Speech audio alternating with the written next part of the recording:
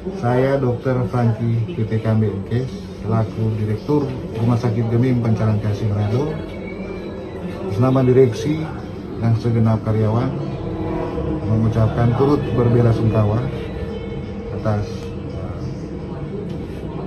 kematian dan kepergian almarhum yang meninggal di rumah sakit kami pada siang hari tadi. Mengenai berita viral yang beredar di masyarakat melalui media sosial, setelah kami berdiskusi dan berkonsultasi dengan Ketua Gugus Tugas Kota Manado, dalam hal ini Bapak Wali Kota Manado, Bapak Dr. GSBL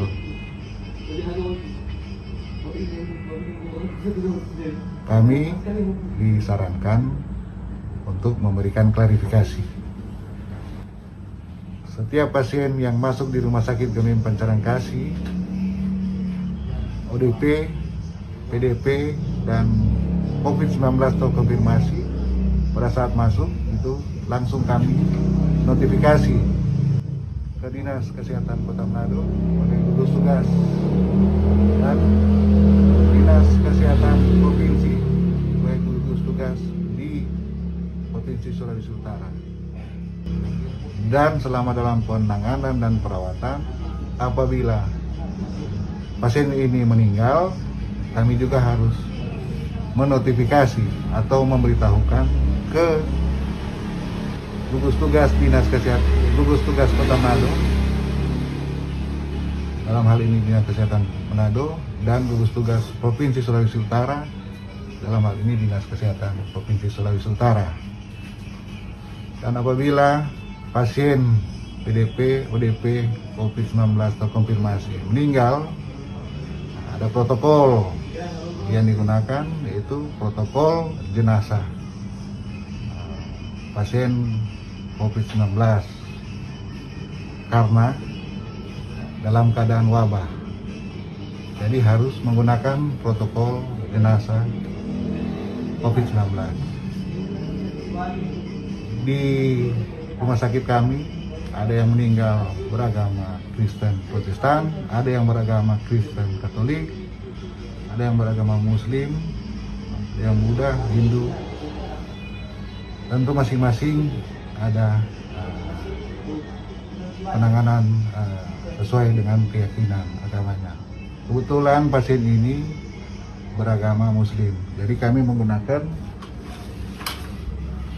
Fatwa MUI tahun 2020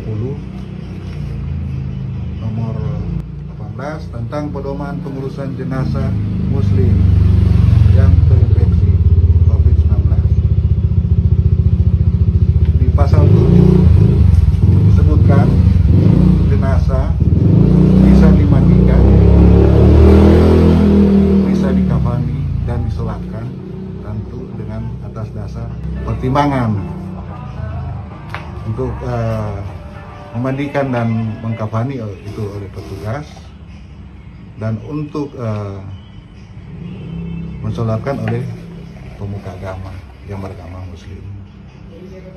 Biasanya di kami dia kebijakan, karena ini bukan yang pertama, tentu karena yang mensolatkan, memandikan dan mengkafani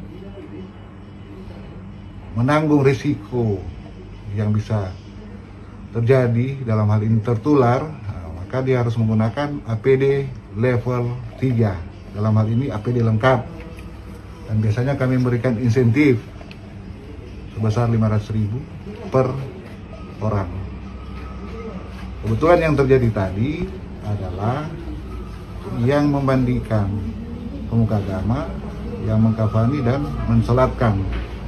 Ini cuma satu petugas, biasanya ada 3. Insentif biasanya sudah keluar 3.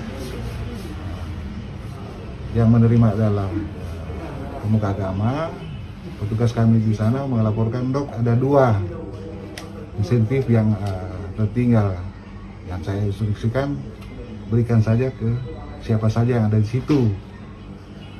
Dan kebetulan yang ada di situ keluarga. Dan menurut petugas keluarga tidak menerima.